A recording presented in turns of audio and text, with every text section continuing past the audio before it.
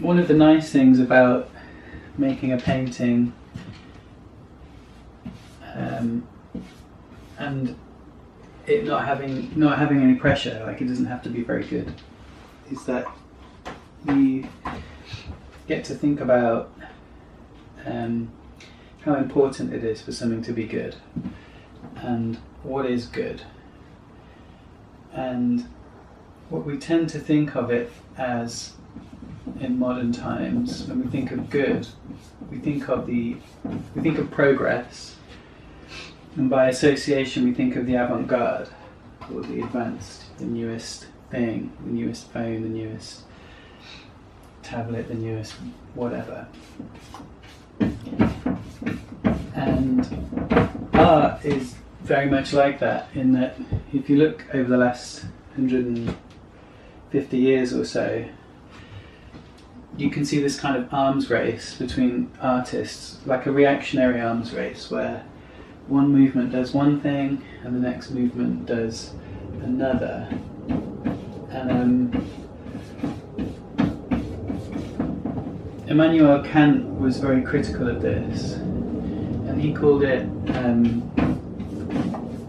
a dialectical process, which means that one person says something and then another person says something in return. And then the problem with this is that you're kind of in a spiral,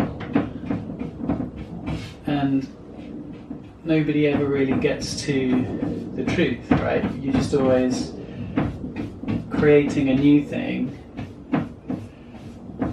that defeats the old thing, and then after that there's a new thing that defeats the new thing that defeated the old thing, and so on. This is essentially, the critique of reason, the critique of dialect. It's this notion that you're not really going to achieve anything if you merely refute what the last person said, right? If what you're doing is refuting what the last person has said, you're not actually getting any closer to the truth, you're just creating a reaction. And if one thing is reactionary to another, it's like, what's really the point? Like, are you really doing anything that's true?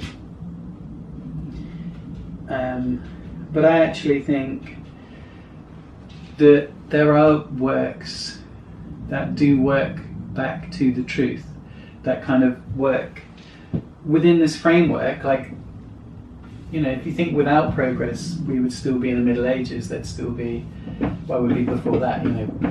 We wouldn't have anything other than cave paintings. But there are times where the dialectical process overlaps with this kind of notion of truth, and I think it's those times and places that are really important. And I think that, like, a really obvious example is Mondrian and the Bauhaus, where those concepts of truth to the material and those concepts of a fundamental view of painting are more than just a reactionary content. They are a fundamental truth, if you like. When you go and visit a building, or you buy a piece of furniture, that notion of something being true to its material is something that exists beyond the dialect. Bauhaus is bigger than just, bigger than refuting decoration. So before that, Bauhaus had very decorative work, and Bauhaus came along and it was like, we make very functional work, we make all this work that's true to the material. But there's a difference between rejecting decoration and a material having truth. And for me, those ideas really supersede the dialect, right? They're timeless, they still exist today, in a way that the decorative views that went before Bauhaus were very much part of the culture. They were kind of imbound by notions of taste and decency and aesthetics that were really built into the culture of that time.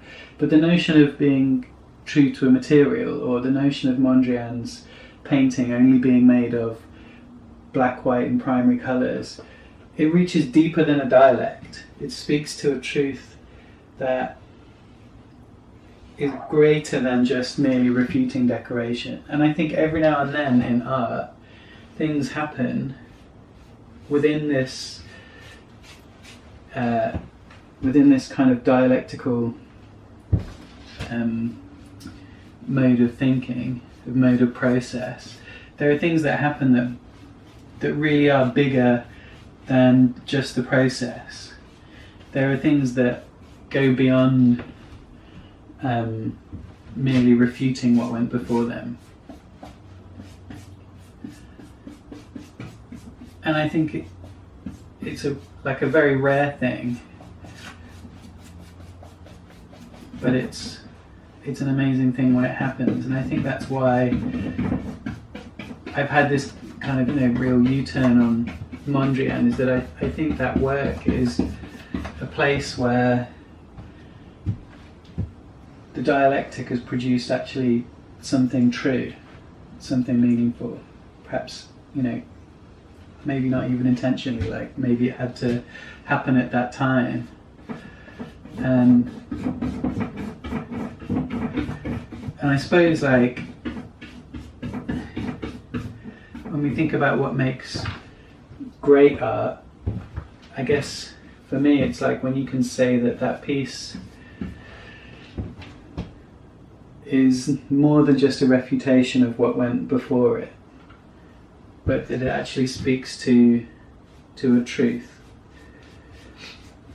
beyond its cultural time. I think there are precious few examples of that, but I think they do exist. And I think you definitely have to look past technical proficiency to find them, because I don't think it's about technical proficiency.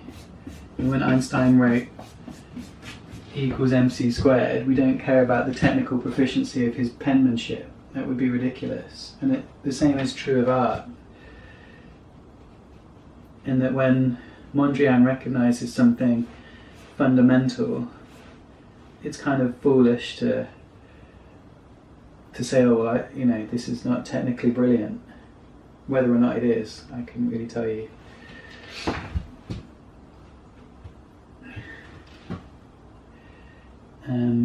I'm not engaged in the search for truth currently. I think that is well beyond my paycheck. So I don't feel any pressure in that sense to search for something beyond the dialectical. But what I have done is, I'm not feeling like I need to make anything avant-garde. I am rejecting that idea that I should partake in that dialect currently. In that, if you think about what Kant says, if you think like we're going to critique this idea that, what he says when we're critiquing this idea of pure reason is this whole idea that you can get into a trap where what you're saying is merely a refutation of what went before it, and maybe you're putting something better forwards, but it just feels like a trap, It doesn't feel like something that we should really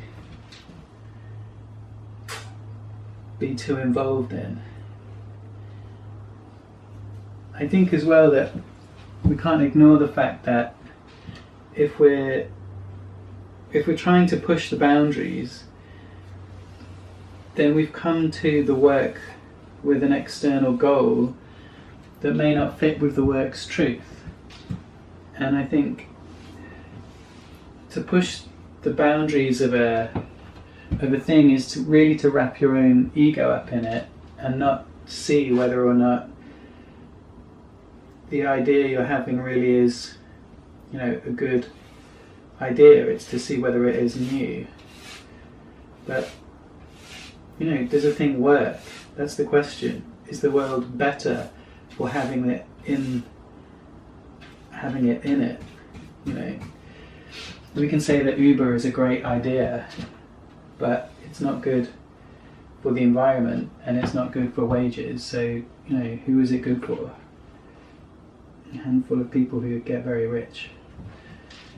It's technically brilliant, but you know, it's not the truth, it's not the answer. And the same has to be true of whatever we're doing. We have to be aware of this trap. And I think this work that I'm making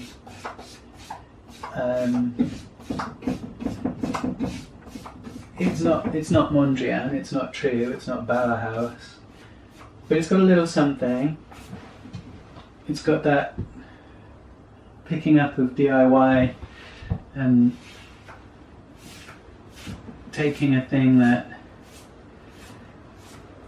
material that has a truth and playing with it.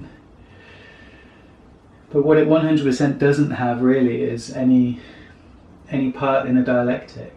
You know, I'm not contributing anything to the world of art with this painting. You know, I'm making a contribution, if anything, to my living room, which hopefully will look slightly better for having a painting in it.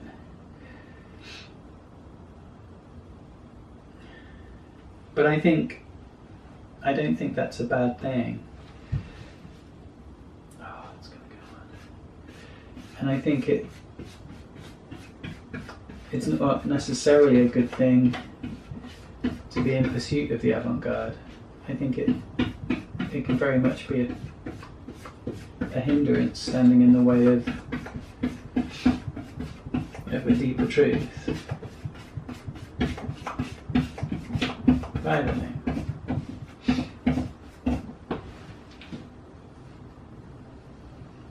I was really hoping to work these bits pretty hard, but I want to preserve these drips, and if I push too hard they're going to smudge because they're not dry yet, and I'm already losing these, which I guess actually I can actually rework that.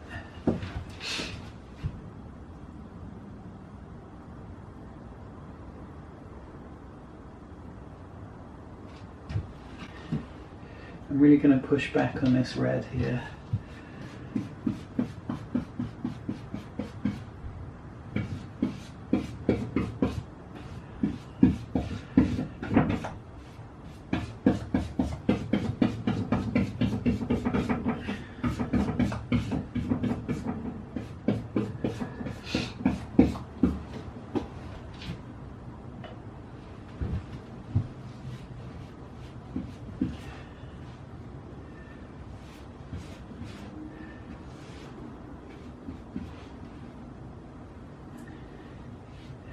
I think blue is a much safer colour than red, but I often feel like blue is just grey with the saturation turned up, and we shouldn't get too comfortable with having too much blue around, just because it poses as a house pet, you know, but it's not.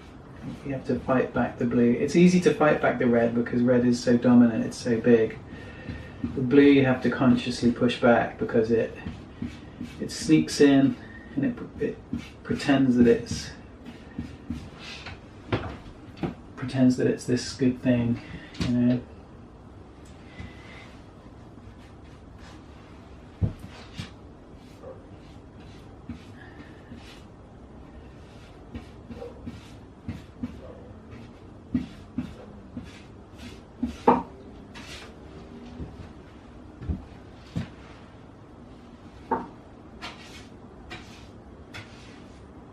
I think I need to turn this around.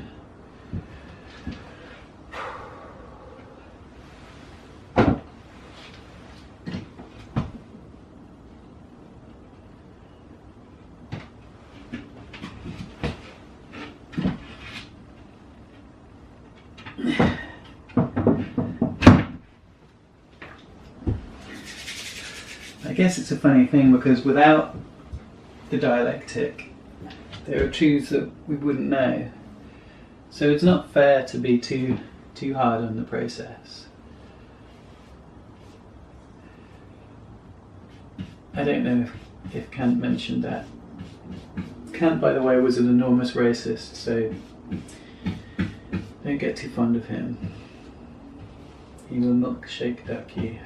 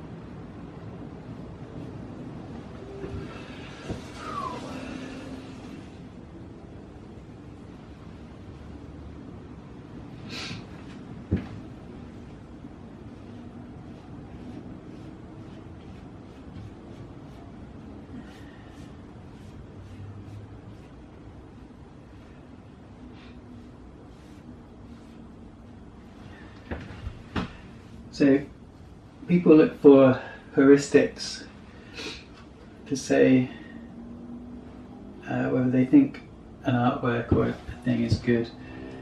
They'll look for how technically proficient a thing is to try and make that decision. And it's hard not to do that. People don't do that because they're stupid. They do it because seeing whether or not a thing is speaking to truth is very difficult. But I think for me, a